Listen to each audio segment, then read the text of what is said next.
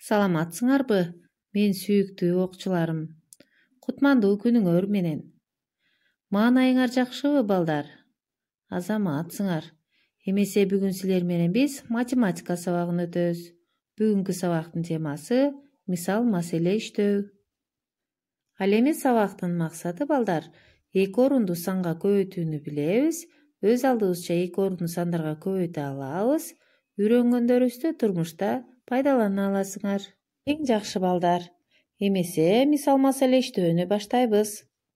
Номер 948 маселе. Балдар ар биринде 8 түтөн болгон 12 катар тал жана 10 катар ак кайың отургузушту. Балдар бардыгы канча түп дарак отургузушту?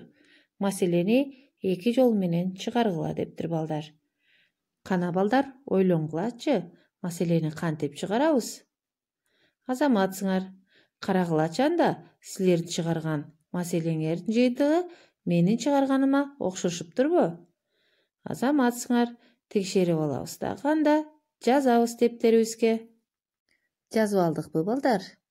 Анда эмесе кийинки 949 мисалга өтөбүз, балдар.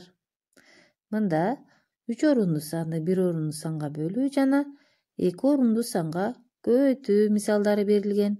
Ошолордун ичинен мен силерге мисал кылып төртөөдү иштеп берейин, анан калганын өз алдыбызча иштейбиз, балдар. Мисалдарды иштөө эсибизге түштүбү, балдар?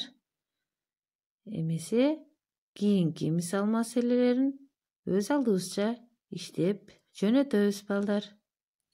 Мисалдар түшүнүктүү болдубу силерге, балдар? Эмесе кийинки 950 маселеге өтөбүз. Мугалим столдун бетине дептерлерди 3кө бөлүп койду. Биринчи бөлүктө 20 дептер, экинчисинде андан 2 эсе көп, үчүнчүсүндө экөөндө биригип канча болсо ошончо дептер болгон. Мугалим столго бардыгы канча дептер койгон? Мынакей, балдар, маселе түшүнүктүү болдубу? Ойлонуп көргүлөчү, кантип чыгарсак болот? Туура, балдар. Адегенде биз экинчи бөлүктө канча дептер бар экенин таап алабыз. Андан соң үчүнчү бөлүктөгү дептерди табыш үчүн биринчи жана экинчи бөлүктөгү дептерлерди кошобуз.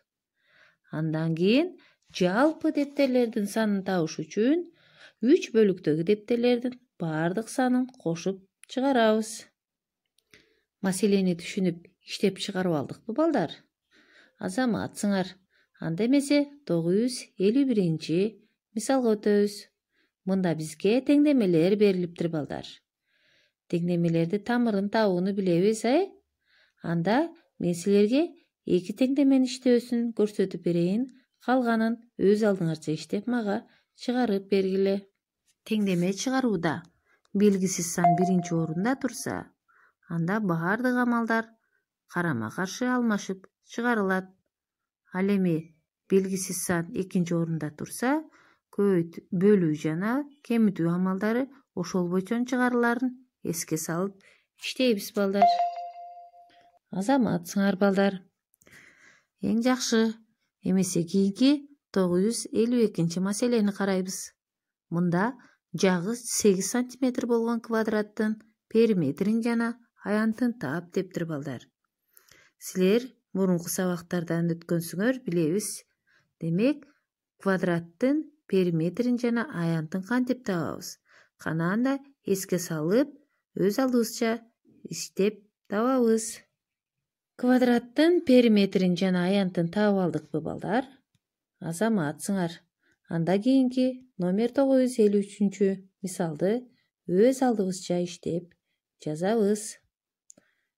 Андан соң 954 мисалдагы теңдемелерди чыгаруу эрежелерин эске салуу менен туура иштеп чыгарабыз, балдар. Азаматсыңар. Сабакка анда көңүл бурганыңар үчүн чоң рахмат. Үйгө тапшырма номер 955 мисалды иштеп келебиз. Сак саламатта калгыла, балдар.